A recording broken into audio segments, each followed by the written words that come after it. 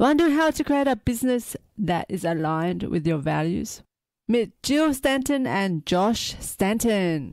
In this interview, our friends and mentors from Screw9to5 share one of the hardest and best decisions they've ever made: to shut down their $330,000 per year membership community after 3.5 years. We discuss the importance of alignment in life and business, and why, as entrepreneurs, understanding what we want and then doing things that align with that is the only way to be fulfilled and ensured longevity and success.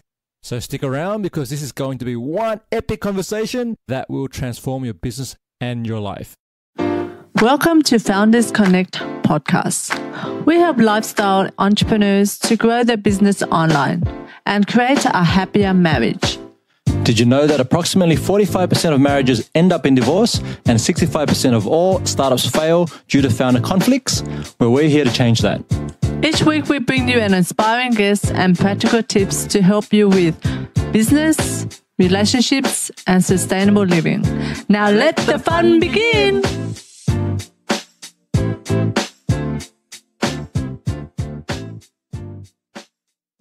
Hi, I'm Cindy Pham. And I'm Anthony Chansamuth. And we're from Founders Connect.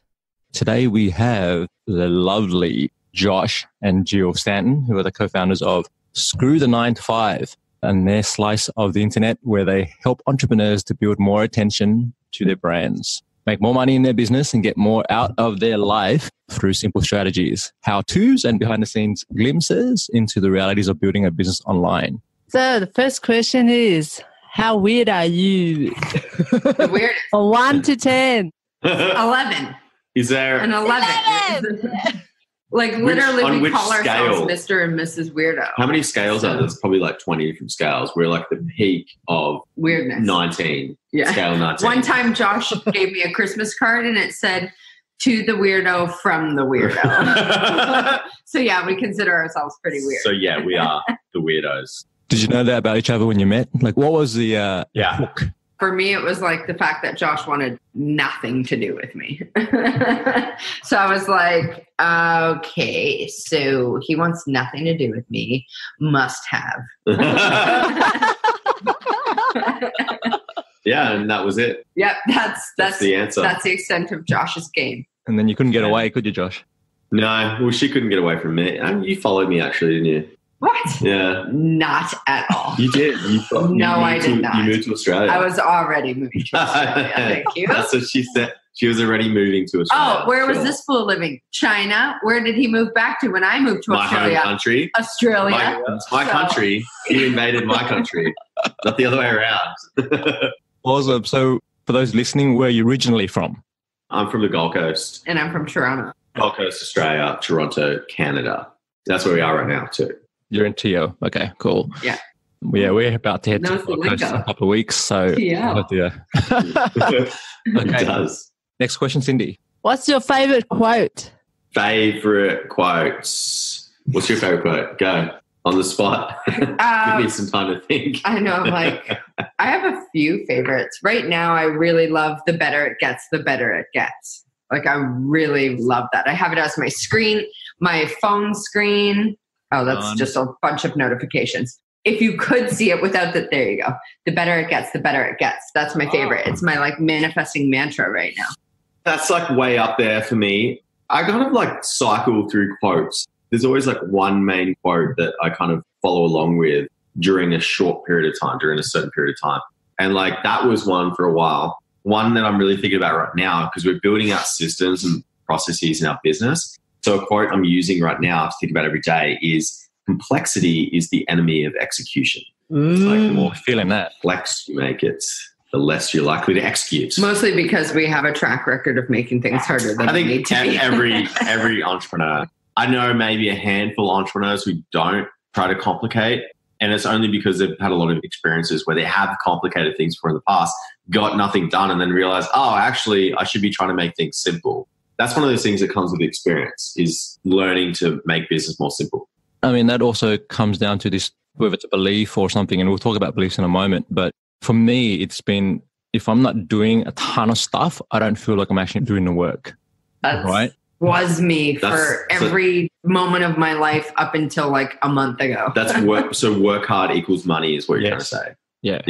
It's I'm trying to break that. That's like a weird one because again, like that one takes a while. One of the things that we really try to focus on through the 9 to 5 is like helping transition employees into entrepreneurs. And the first stage of that transition is mindset, is learning how to adjust from the employee mindset into the entrepreneur mindset. Because the employee mindset is essentially, work hard equals money. You get paid based off of your time spent at work. Whereas an entrepreneur gets paid through their ability to innovate and think bigger, think new ideas, save time, all these different factors. It's got less to do with work hard equals money if you want to be an entrepreneur. That's one that I grew up with. Hard work equals success. It's been baked into me for my whole 37 years on earth. So breaking that belief and that habit and that way of showing up has been one of my biggest challenges. And it's funny because we just came off the back of like 3 back-to-back promos and a live event and pivoting our business and having a child and all the things. And I said to Josh and our number 2, Nikki, the other week, I had nothing to do. And I was like, I don't know what to do right now. I have nothing to do. Someone give me something to do. And Josh said to me, like, you're going to have to learn how to work through that because space is the biggest thing for entrepreneurs. Like you don't have to be doing.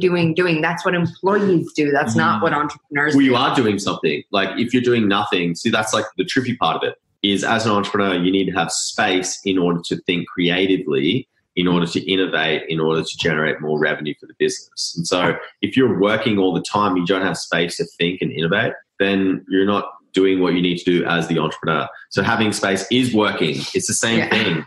It took me like a day and then I was like, oh, I love this new way of life. Look at me taking time for myself. But here's the other thing too is I think like there's a spectrum, right? So like some people, they need to have more of that work harder mentality because some people just don't even do anything because 80% of business is doing. And I think a lot of people are spending less time than what they need to be doing, like actually the doing work. So I think that's super important. The second thing for this is very clear now. A lot of studies are showing that productivity after about 25 hours plummets. Like it goes up, and then it just drops off like this. And so as far as the doing work goes, we've now transitioned to working Monday to Thursday and we don't work Friday, Saturday, Sunday. So we're doing, about 30 hours per week right now because we know after 30 hours, our productivity just plummets. So whatever you're doing in that stage is not going to be effective anyway. You've got to really start researching and listening to different ways of working if you want to be a successful entrepreneur. What was it like when you first implemented that, adding the third weekend day, so to speak? Long weekend. Well, it's a long weekend. It made it really easy because we had a baby. Yeah. And we don't have childcare on Fridays. And we intentionally did that. Like before we had Kai, we were like, no, we are going to draw a line in the cement and it's going to be like, we start prioritizing our lifestyle now and like being present for our son. Because if we hadn't done that, we would have been like on our phones, staying busy, not paying attention to him. That's not how we want to be as entrepreneurs, as parents, just as people. Yeah. And so we intentionally didn't get childcare for Fridays. And so we were forced to take Friday Kai days. Now, if we're in a promotion or a launch or something, then we'll probably trade off and each of us will do a few hours if we have to. But it's a pretty big value to us to have 4-day work weeks. Do you think it was seamless, the transition? I mean, we fought against it because it was so unlike us before. Before that, we were just pulling all the hours. Because it becomes, you realize like when you do say to yourself, I'm not going to work Friday. And then all of a sudden like 2 weeks go by and then it's Friday and you just like, you start doing work and you realize, man, work is a habit. When I work, it's just a habit I get into. So breaking that habit, I think is a cool thing to do. It definitely wasn't seamless. It took time. And even tomorrow, I have like a thing scheduled in for tomorrow. I booked something in for Josh. You'll book something in for me. It was the only day that on that chick's schedule. So it's not perfect, but we'd like to think that at least, that's a benchmark we want to hit. It's good that you have that goal there. What do you do and how did you get started? So we got started, Screw the 9 to 5, we didn't actually start as a business. So we first got started together when Jill was doing social media management for clients in Toronto, and I was like working in a software company. And so we decided that we wanted to have a location independent lifestyle for ourselves. And we were young, we were still in our 20s at the time. And so we said, okay, what's the best way that we can build a business that's going to give us location independence and also like time freedom as well? And so we looked at different models. We came across affiliate marketing, which is like, for anyone who doesn't know what that is, essentially you acting as like a middleman. So, you know, like someone comes to our website, we recommend a product or a service, whatever. They click on that link, go through, make a purchase of that product. We take a commission for it because it's tracked through that. So we got that up and running. It took us about 10 months before it was full-time income for us. And then we hit that point and we decided to move over to Thailand, which we lived over there for about 2 years. But that was when we started Screw the 9 to 5, was because a lot of people kept asking us, you know, how are you doing this? Like, how are you moving over to Thailand right now? I don't get how this is possible. Do you work? All this kind of stuff. And it was kind of annoying. It was frustrating because we were like writing these long emails back, giving people ideas on what they could do and blah, blah, blah. And we're like, this is really time consuming. And no one's taking action on anything we're talking about or any advice we offer. Let's just start a website where we talk about, you know, this kind of lifestyle, the lifestyle of screwing the 9 to 5.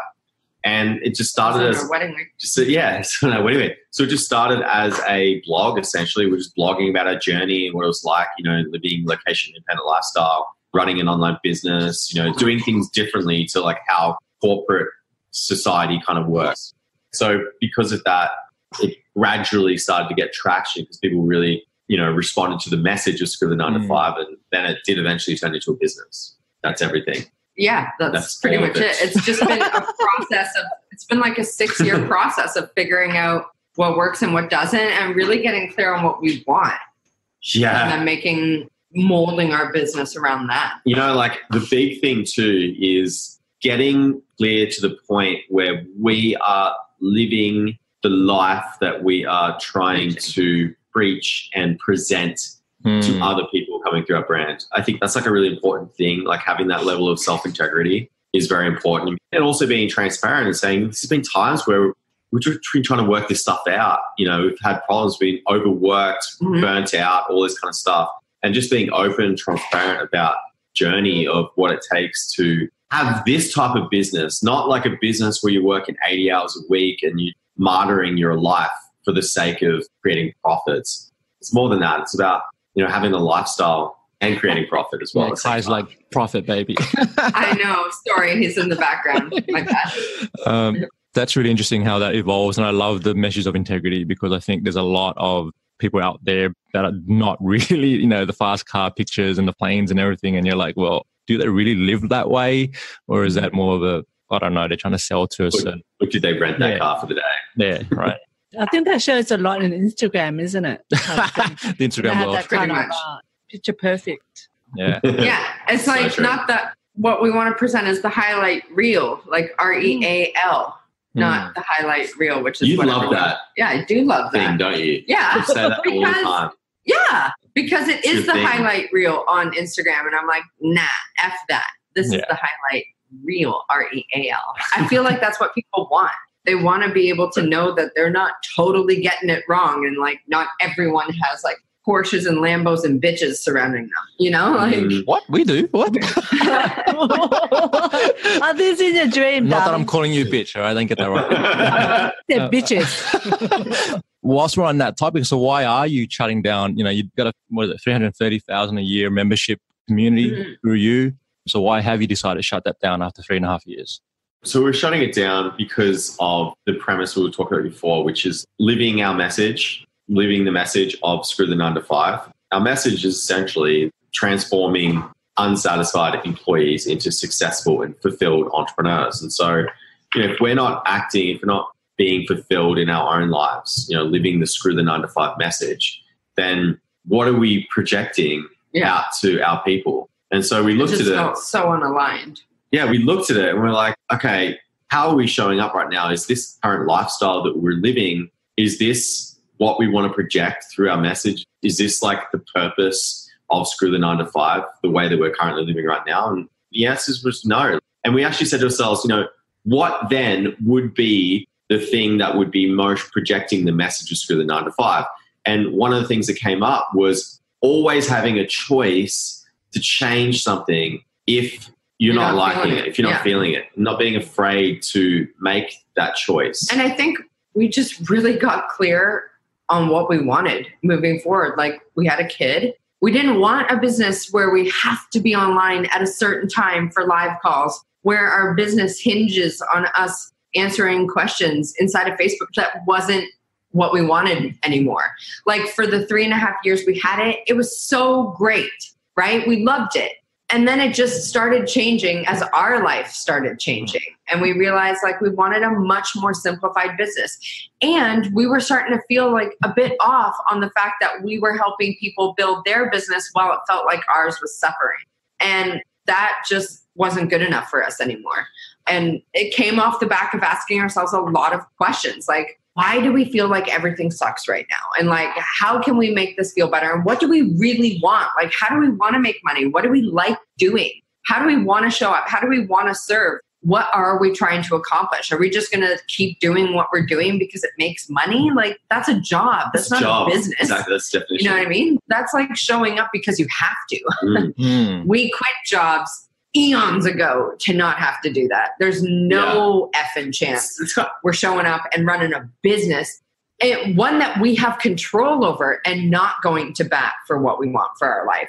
Once we got clear on that, the decision was so easy, quote unquote easy. It was really effing hard. Actually, I was really scared everyone would hate us. But other than that, it was really easy. It's funny you said that. I didn't really feel that way. But do you think it's a trapping, though, that we're seeing a lot of online entrepreneurs get themselves into, is they'll bring like the same habits from like the work hard equals money habits into their business. And at first they start their business like, oh, this is great. Like, I work from home and, you know, I got like 5 clients and, you know, it's like, this is great. This is fantastic. Then all of a sudden, like, those 5 clients like turn into 10, and then their time is absorbed, and they're maybe like working more hours now, and they've essentially replaced one job for another. But now they also have to think about other things. They're going to think about bookkeeping, accounting. They're going to think about marketing. They're going to think about like customer support. There's all these other factors start coming in. So, you know, like on the one hand, you're like, when they first get started, people are really excited for it. And then it just turns into a monster. It's only because they're bringing the same habits from their employee time or time as an employee into the business. And that's like the part that takes a while for people to evolve.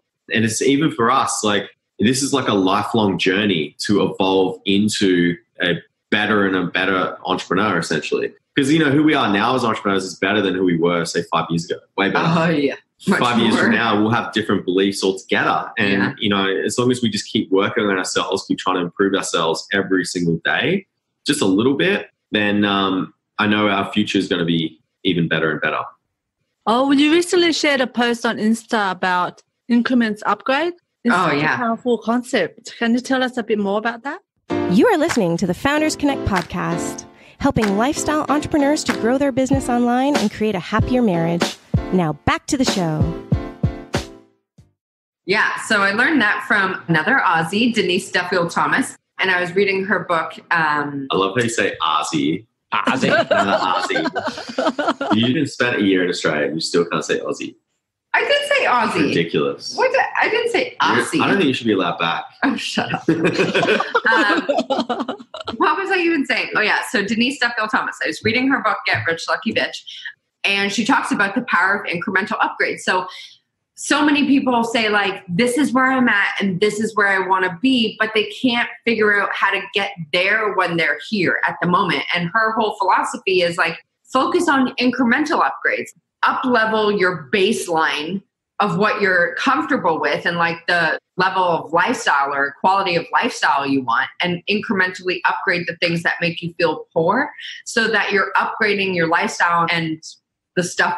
Well, what is it? Like the lifestyle, your beliefs, how you show up, what you appreciate, all these different things you're constantly upgrading. So it's not just like one fell swoop, I'll do it once I'm rich. It's like, no, I'll consciously do mini upgrades now so that I continuously up-level who I am. So that's like for example, like you identify the little things in your life that make you feel poor or less than wealthy. Can I say one that's really interesting? No. Yeah, I'm going to say one. And then you get to say one.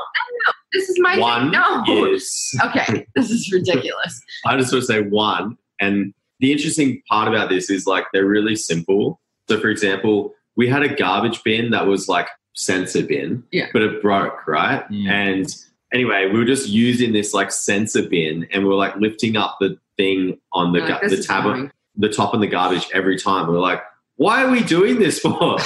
Why are we like having to touch this disgusting bin every time and it doesn't even work anymore? Why are we keeping this bin? Let's just buy a new bin. And so we just like went on like walmart.ca and I found like a really good bin. And so now we have a really good bin that works a lot better. And so that's an incremental It's upgrade. Like a little bit. Or like I hated our fireplace tiles. So I upgraded those. Like just random things. But looking at it every day, I was like, I hate that thing. And it's in our office. So that was such an easy win. Or I started doing keto meal delivery versus cooking every day because I was like, shit, I have other things to do. Like having to cook all the time makes me feel like I'm not doing as well as I want to be doing. So it was like, the same price with so much more convenience and way tastier food. That was an incremental upgrade that I appreciate in such a big way. So now all our meals are done for us. I don't ever have to think about that. Or like my workouts, my eyelashes, my nails, like all those sorts of things. Just things that make my eyelashes done. Yeah, you look so pretty. Just things that make me feel wealthier, make me feel better. Because if you are in the zone that you feel good, you will perpetuate that. You will vibe that out and attract more of that. So the idea of it, like there's a reason why the word incremental is there, because it's not like don't upgrade to a point where you're like, oh, I just bought a Tesla even though I can't afford it. You know what I mean? It's like, what are like small incremental upgrades that aren't going to like destroy you, but it's going to make you feel like slightly better. That's a great one, huh? What are you going to upgrade? I've already upgraded. Oh. Okay. You're not allowed to say partner. You're not allowed to say I'm going to upgrade my partner. That's the only one you're not allowed to say. Exactly right. Josh that was next on my list. Yeah. All right. What's your definition of passive income? Because I know people get caught up on this. And what's been your experience with making passive income online? Like I was reading through someone else's definition the other day, and they were saying like a version of passive income is like when you have a service business or a coaching business, whatever. I don't think that's fully passive. I think there's like a spectrum of passive income where like right down, say like this end, maybe you have like, one-on-one coaching, but it's hard for me to even like, I don't even want to call it passive income spectrum, just an income spectrum. So down this end is like one-on-one, which is, time for dollars, which is basically. 0% passive. 0% passive. And then the spectrum starts to change as you move here. So maybe you have like online courses, which is slightly more scalable. And then, what's like in the middle, would you say? Well, for us, like affiliate marketing is really passive because we get to do it once, create one thing, and it generates income over and over and over again. So then like affiliate marketing is, down this end of the spectrum. But if you combine that with like a traffic source, which is 100% passive, say for example, traffic from Google, which is, you're not trying to get that traffic. You're not actively running ads or managing that or whatever. It's just every month because you're ranking on page 1, you're just getting a certain amount of traffic that leads to sales. That's fully passive in my opinion, like all the way down this end of the spectrum. If you're asking the question of like what's full passive income, I would say where you're not having to do anything in order to generate that money. Yeah, like for affiliate marketing, obviously you're writing your reviews or you're writing the posts or you're shooting the content, right? But that's kind of where it ends. Whereas if you have coaching or courses or a membership site or whatever, services, there's customer support, there's fulfillment, there's deliverables, there's all of these things, plus marketing, plus all the things that go into running a business in general. So for us, affiliate marketing just works so much better because the fulfillment side is just nixed. You have zero fulfillment, which is and like, and you have no customer support. So you just get to focus on creating content, serving the people you want to serve, creating impact, and making bank. Just marketing. So for the affiliate marketing, how do you know what to choose to deal with or affiliate with? Yeah, so it depends on what type of affiliate marketing you're doing. We're doing 3 types of marketing or 3 strategies essentially using affiliate marketing. The first strategy is quite simple, which is like product reviews. So we're in like a space where we could talk about business related tools, marketing related tools, money, like personal finance, like all kinds of things. And so there's products there that we can promote. But that product firstly has to have an affiliate program. That's the number one thing. Because if they don't have an affiliate program, you can't actually get commissions for it. So that's the first step. Second step is we look to see if people are searching on Google for that particular product name. So let's say like a well-known product in our space is called Lead Pages, which is if you guys, or like we're using Zoom right now.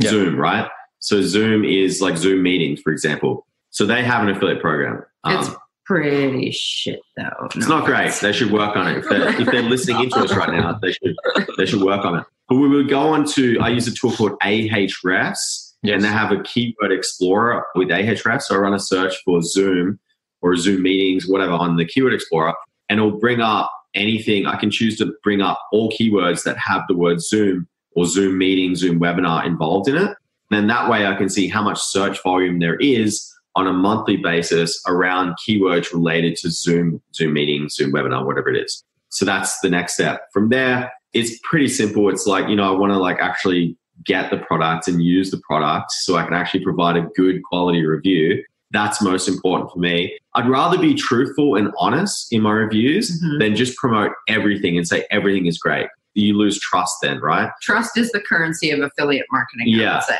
Trust and traffic. Those are two key things. Yeah, so reviews is one. The second layer we do is we try and look for people who have like courses or software or whatever, and we do like short-term promotions with them, usually off the back of a webinar. So we'll run like some promotion in the lead up to it and then get people on a webinar and then they'll sell for back of the webinar. And then the third way is through larger, we don't do this very often, like twice a year, larger promotions. And these are like JV type, joint venture type promotions where there's a lot of different people involved and then launching a product, and we'll get involved in that.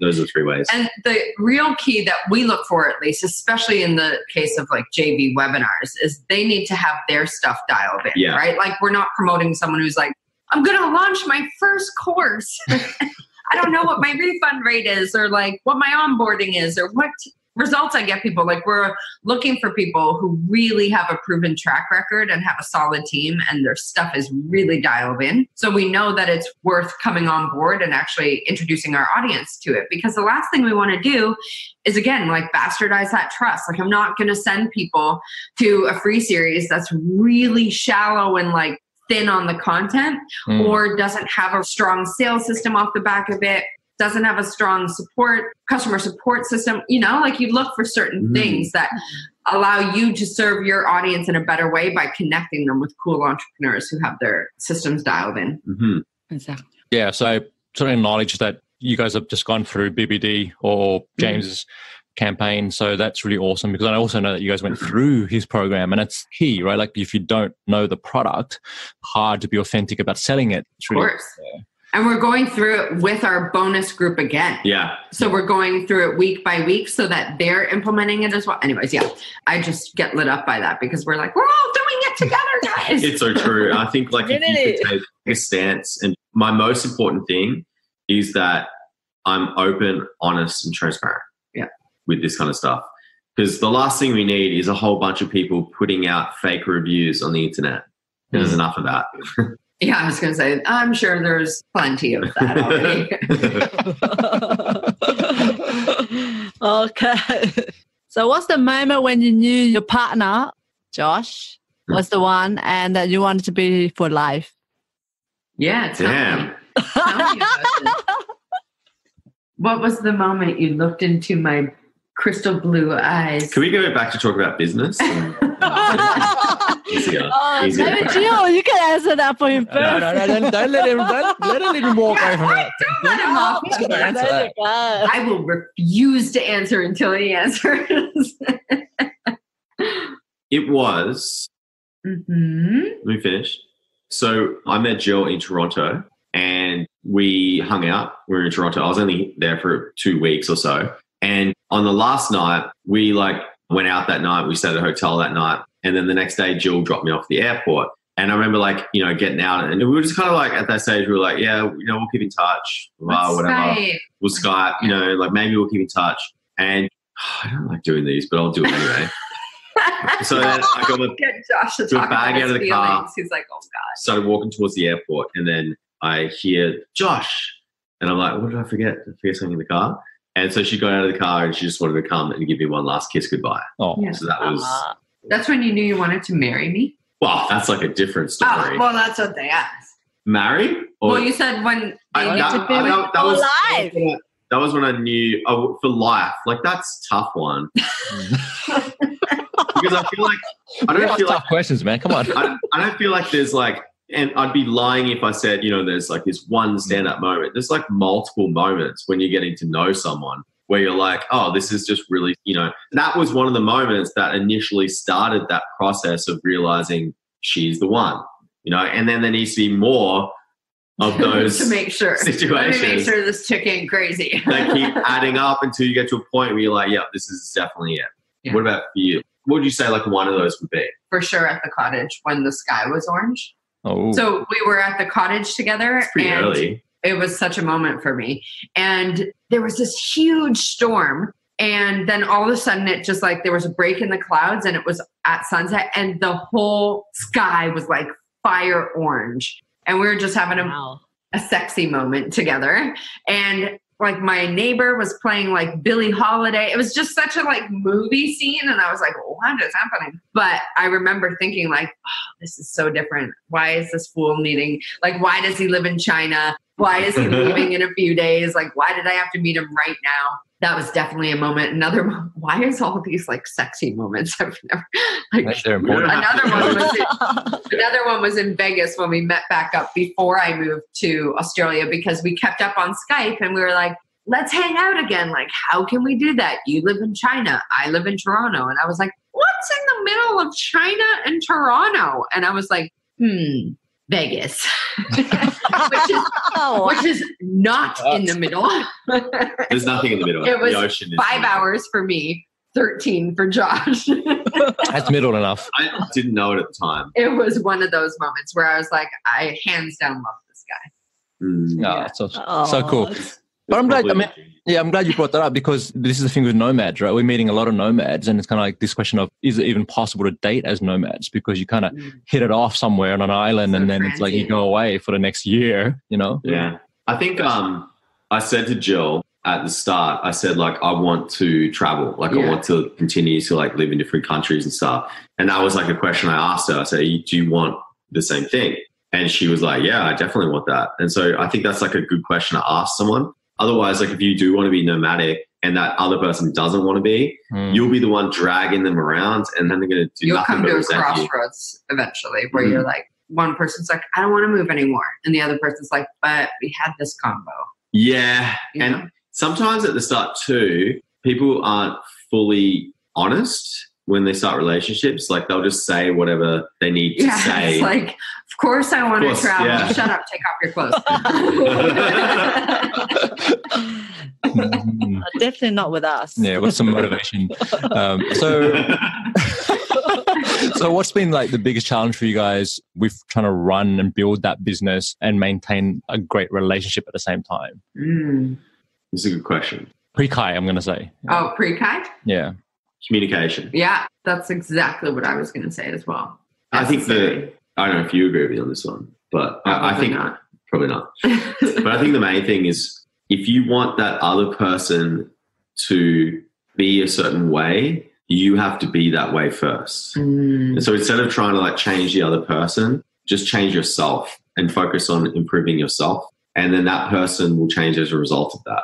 For me, So- I think it's also patience is a big thing, right? Like when you're working together, living together, running your life together, so much is intertwined. It's so easy to get on each other's nerves when you're together 24/7, right? You're running a business together, you're doing all the things together. But patience is what will allow that person to have space to like be who they want to be and like just loving them no matter what. And if you can't love them no matter what, then having that conversation to be like, I'm really coming up against some resistance here that I need to either talk through, solve, or like we need to figure out what our future looks like. I think it's always good to kind of recalibrate and say like, look, here's what I'm doing. If you're feeling like you're the one who is progressing more than the other person in the relationship, I think it's important to communicate that and say like, I'm working on myself, trying to progress in this area, but I feel like you're not doing the same thing. I feel like you're just kind of happy, staying in the current situation you're in right now. You don't want to keep growing. I think it's important to have those conversations because ultimately you want to stay aligned. And the only way to stay aligned is if you guys are moving in the same direction at the same speed. Because if you're not, if one person's going slower than the other, it's always going to feel a bit of resentment will show up. Or worst case scenario is you're going in like different directions. I don't think we've ever gone in different directions. Mm-hmm. There's definitely been times where like Jill's been speeding up a bit more as far as improving yourself than I have, and then vice versa. But ultimately, we're constantly trying to stay aligned with the direction we're moving in. And we have really honest combos, even if they're hard. But that's the only way to really get an A++ relationship is to have the hard combos. Yeah, exactly. You love hard convos, don't you? Of course. That's where you either break and be stronger. Yeah. It's so Definitely. true. You are listening to the Founders Connect podcast, helping lifestyle entrepreneurs to grow their business online and create a happier marriage. Now back to the show. So what's the best tip for building sexual intimacy? No, here you go. It's from the session. Alcohol. Oh, really? Still? Well, like, it always makes it funner. I think like obviously what it is I'd say trust. like sex is like super emotional. Hmm. And I think it's super important. Anytime where like our sex life has gone up or down, it's usually coincided with like how we're feeling about each other at the time. Mm. And so like if I'm like frustrated or whatever in business or in my life essentially, then that's going to affect how I show up in our sex life. And probably vice versa. If you're feeling just like kind of off or whatever, like it's more about like trying to create balance in your life. So then you actually like feel good. And when you feel good, I think sex is just an indicator of you feeling good and how good you feel at that time. That's a good one. Yeah. Yes. That's a really good one because we've had this kind of conversation and it's about personal identity as well. Like on that, right? So if I'm not feeling like, okay, why don't I just bare my soul here, but I will.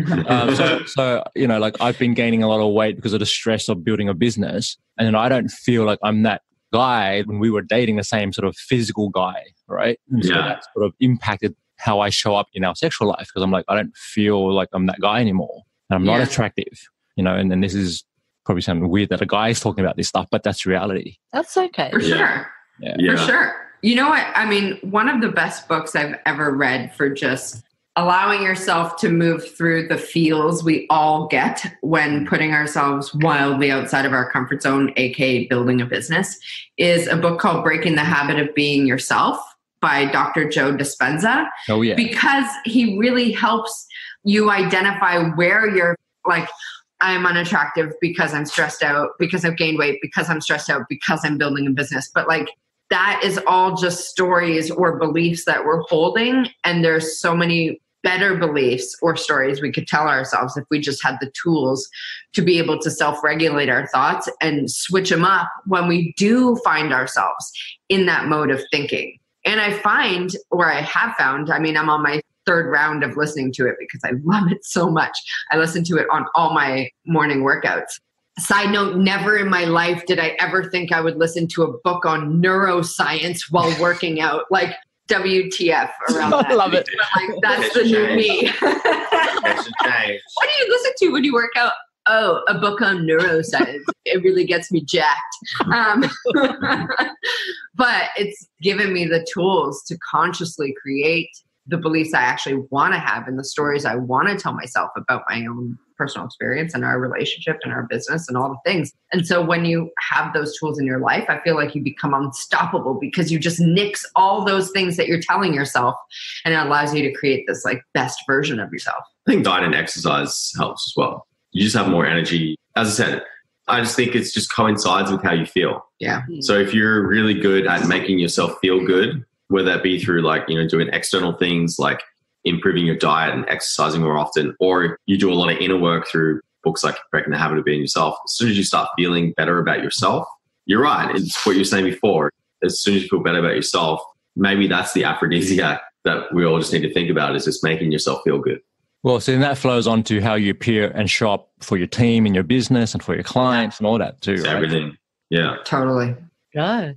So what activities and common interests have you developed to bring you closer together?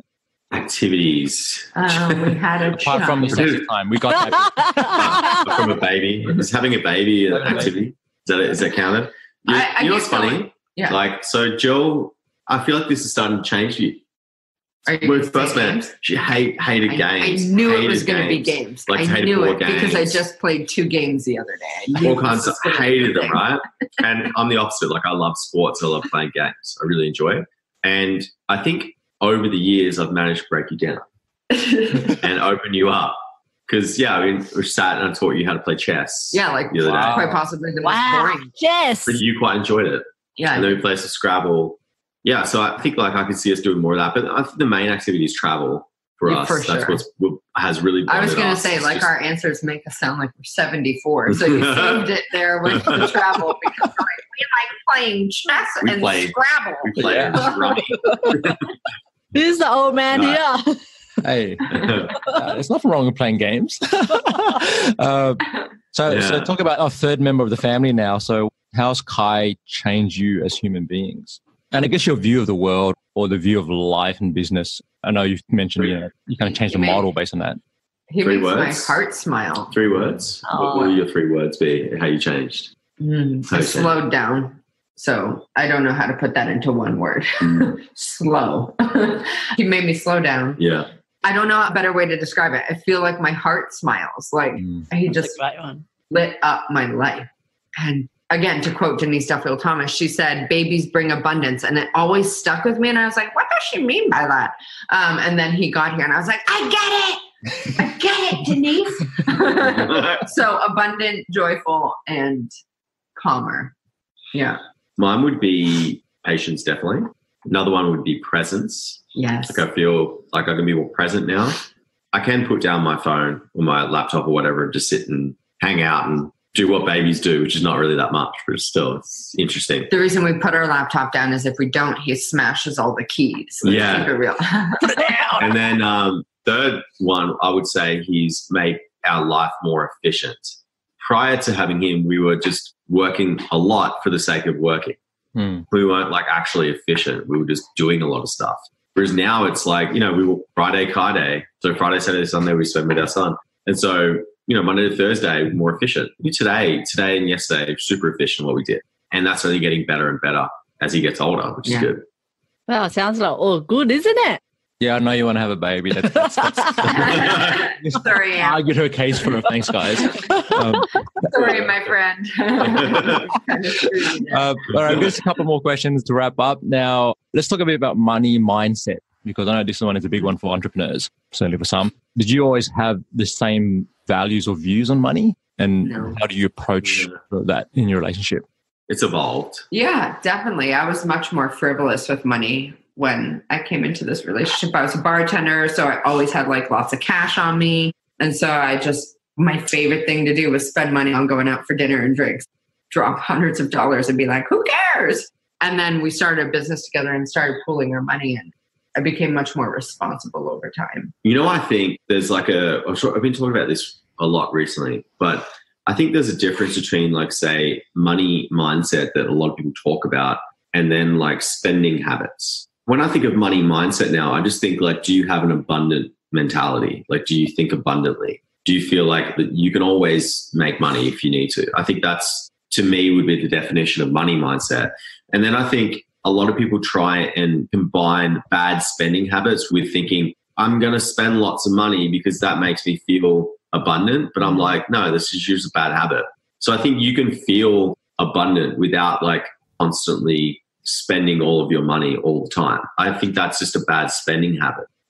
So I just wanted to like clear that up. But there's definitely been an evolution because both of us come from, you're more white collar than I am, but I'm definitely blue collar background. My dad worked like 3 jobs. Mum was like a librarian, 5 kids, never took a vacation, rarely went out for dinner or did anything basically.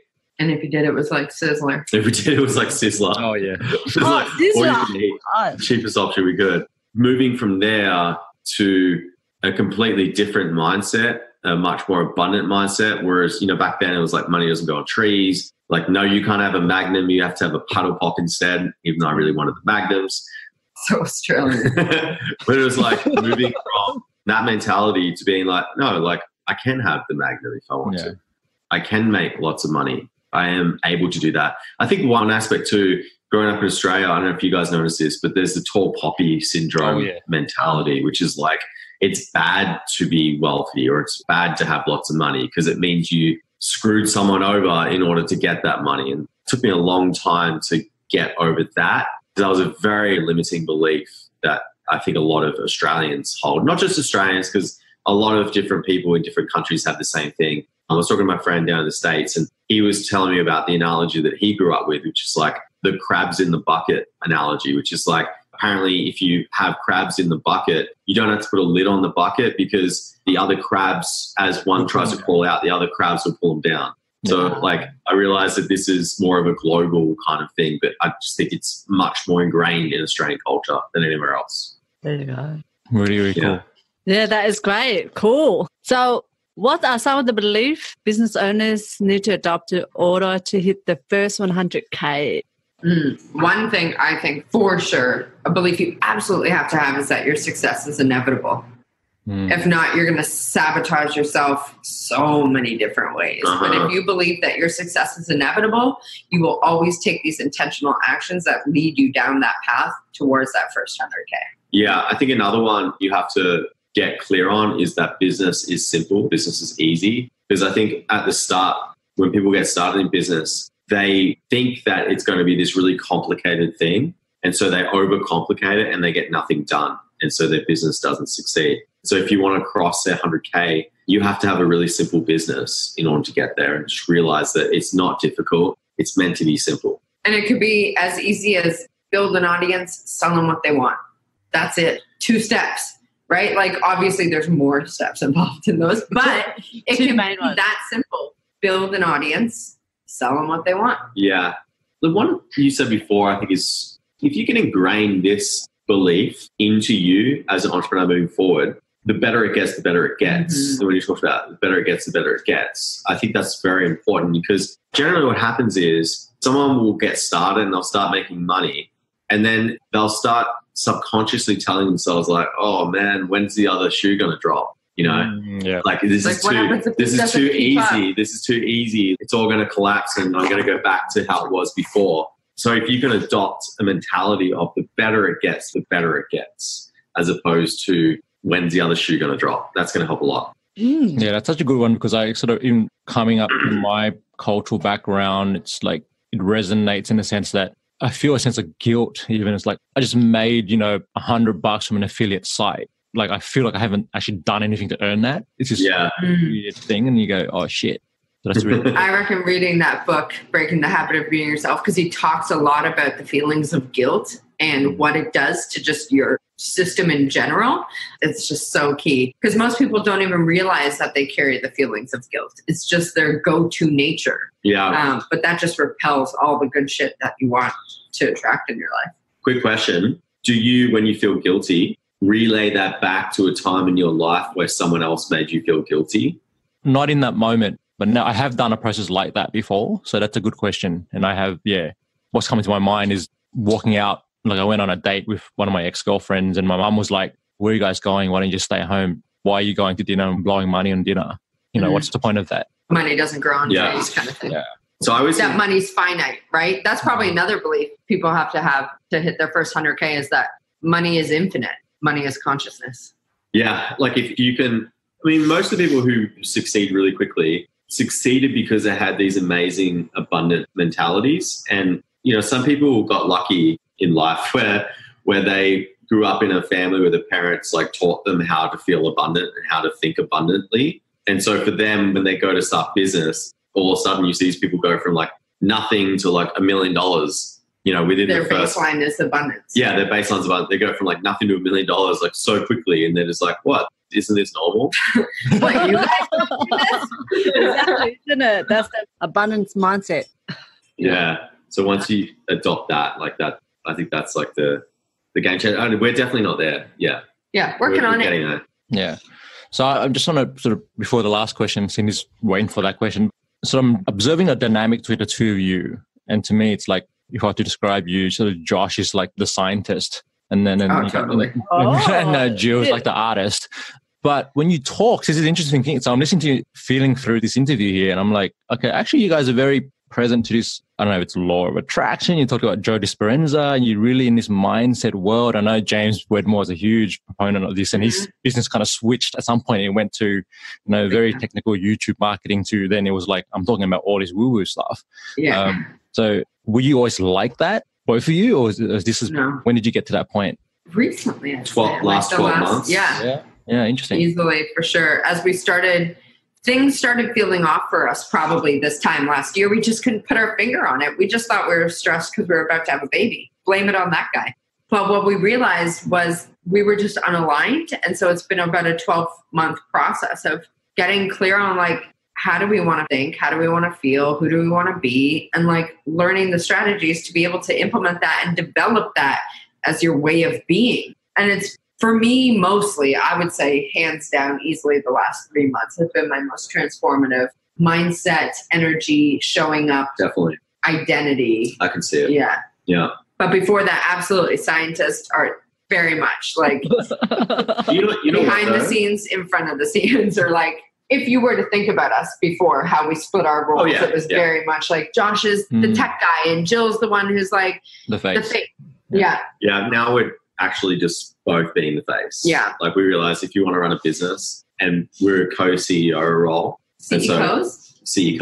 And so you have to step into that. So if you're not stepping into that visionary role right now, then you got to really start focusing on that. You know what's interesting about the reason why I feel like we fully adopted it in the last 12 months? Because prior to that, I felt the same way. I was like, this is all just kind of woo. Like I need to see it to believe it and all this kind of stuff. And I feel like the thing that actually helped us cross that divide was logic, was science. And it started by reading that book, Breaking the Habit of Being Yourself. It's going to be the theme of what we talk about. Because prior to that, I tried to adopt this faith-based mentality around law of attraction and, crystal healing and all this kind of stuff. But I just couldn't. I just kept coming back to a baseline of being like, I just don't know if I believe it. And that's fair because I think it's good. Like Dr. Joe Dispenza, who wrote that book, he says that science is the contemporary language of mysticism, right? Right. It's the thing that explains mysticism. It's the thing that demystifies all of these questions that we have. And I think that's nothing wrong with that. And so if you're sitting there, and I felt bad, I felt like there was something wrong with me that I just couldn't have faith to just believe these things because someone told me. But maybe that's actually a strength. Maybe it's a strength that you can actually search for the answers and you can actually demystify it. And then once you do demystify it through science and understanding of it on a more logical level, then it really absorbs in. And that's where I'm at right now. I'm really understanding exactly, how my brain works, how my body works, how everything works as far as energy and everything like that goes from more of a scientific basis than anything. Yeah, and I would love to talk more about this kind of stuff. I think this is such an interesting conversation to have, and I could sit there for the next 2 hours and talk about it, but we've got a baby. So eventually he's going to ruin the party. We don't mind, Kai. All right, so last question. So after all is said and done, what do you want to be remembered for? I want to be remembered for living the way that everyone else wants to live, but they don't have the guts or they're too afraid to make that decision. I think if there's anything that I could do is I could live a certain way to inspire others to realize that, hey, it's okay. It's okay to close down a $300,000 membership. It's okay to quit your job because, there's other things you can do in life. It's okay to go for what you want. It's okay to go for what you want. There's nothing wrong with that. And I actually think if more of us were doing that, if the whole planet was actually aligning themselves with what they really wanted to do, we would progress so much faster. The world would be such a better place. People are the things that bring down society is scarcity. Wars are fought over scarcity, fought over resources, all this kind of stuff. If the whole world thought abundantly, man, we'd be out in the stars by now. We'd all have mentalities like Elon Musk, who's just I want to make everyone a multi-planetary species. You know, we'd have a completely different mentality. We treat each other so much better. And I think if I could just live that way, and without having to force someone else to do it, because that's not the way to do it as well, but just live that way to just show them, like, the example. You know, this is possible. You can be this way if you want to. I think that's a good way to live your life. I'm pretty much right up there with what Josh is saying. I want to be the person who, not that people need permission to do what they want to do in their life, but if they feel like they do, I want to be the one who's like, here's the permission you don't need. But like, if you need that cheerleader in your corner, like, I'm here, bro. I'm telling you can go for it.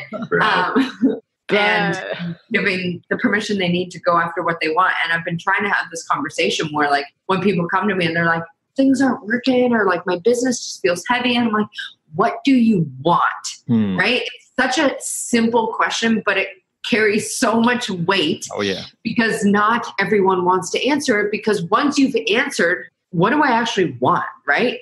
Then you have to actually go ahead and either decide, okay, I'm going to stay where I am and not go after what I want. I'm just going to play it safe. Or now that I have this clarity and I know what I want, I'm going to go for it unapologetically. You know what I mean? I'm just going to say, like, fuck it. This is exactly what I want. I'm not afraid of what people are going to say, or if they may judge me, or what may happen, because what do I have to lose? Right? Like, okay, cool. You may stumble along the way. You're learning along that process. You may piss a few people off. Okay, cool. Now you're learning who matters. You know what I mean? Like, when it all boils down to it, you really have nothing to lose by going after what you want. And I would love to be the person who encourages or empowers people to know that they have all the permission they need to actually do what they want to do. Amazing. Yes. Well, I can definitely see the alignment between the two of you. So that's really awesome. Thank you for sharing that. Now, just for our listeners, you guys have a free course, affiliate marketing or something like that. Where can well, you just go to our website, screwthe9to5.com. All spelled out, no numbers. That's available there. I don't know how long that's going to be available for, because we are looking to adjust that opt-in there. You do have to opt in order to get this free course. But it's pitch free, nothing to sell, just mad value.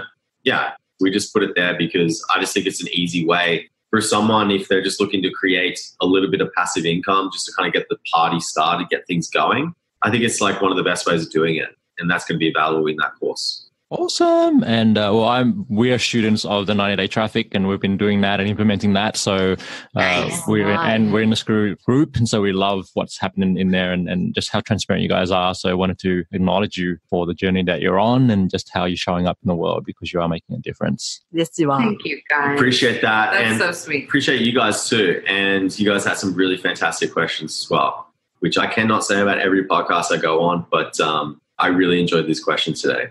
Awesome. The goal was to make Josh sweat, so I think that happened. Did I? He's One question. Unshakable. We talked about sex, did we? Yeah, that one. Because my parents were in the other room. I was like, oh my God. All right, guys. Well, hit subscribe, hit share, and make sure you check out scooter9to5.com. We'll see you guys real soon. Okie dokie. That was our conversation with Jill and Josh Stanton from Scooter 9 to 5. Cindy, what was your main takeaway? Oh, I've taken away quite a few things, but I think the main and the most important thing is mindset. What do you mean by that? What was the lesson from them? So mindset is basically when you have an abundant mindset, then everything will flow abundantly. And if you don't have that, then you will all find that your mindset of a struggle will always hold you back. So has that changed for you recently, or why is that? To me, you've always been that person where it's like, I've never worked a day in my life. It's always been, I've always enjoyed it and whatever it is. So has that changed recently? Like, what's the experience? I've always had that mindset, but because of the experience that I felt that I'm not the expert or have experience in that area, I just let the person that have the experience in the area lead me. And by following that, I felt that I wasn't back into my original mindset of what you just mentioned. Okay, so what are we going to do about it? So basically, we just have to work together to break our mindsets and have a joint mindset of abundance. Love it. So the thing that was so standing out to me right now actually happened after the interview was over, because Josh and Jill, being the amazing people they are, kind of gave us an impromptu coaching conversation and just shared something that they've been really working on, which is this whole thing around mindset, and something that now Josh is, for those who don't get it, he's very scientific. So for him, he doesn't really believe in the whole energy attraction thing and law of attraction, all these different things. So he had to find a way to understand what a lot of successful people are saying when they talk about these concepts. Yes. And one of the things that both Josh and Jill have been working on is, now that I think about it, I notice it now, that they are both becoming the front and the face of the company. So it used to be Jill in the front, Josh was hidden in the background as the IT guy.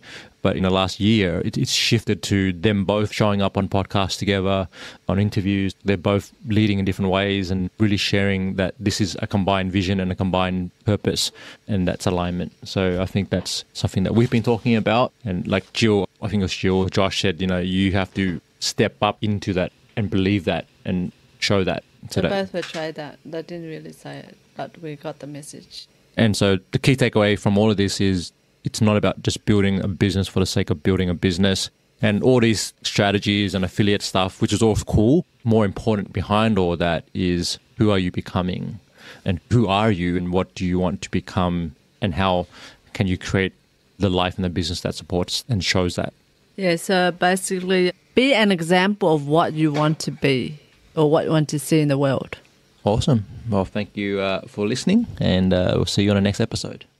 Are you thinking about leaving your job, taking control of your own destiny, and turning your passion and experience into a side hustle or full-time business? Well, check out our new Corporate Escape Plan PDF guide.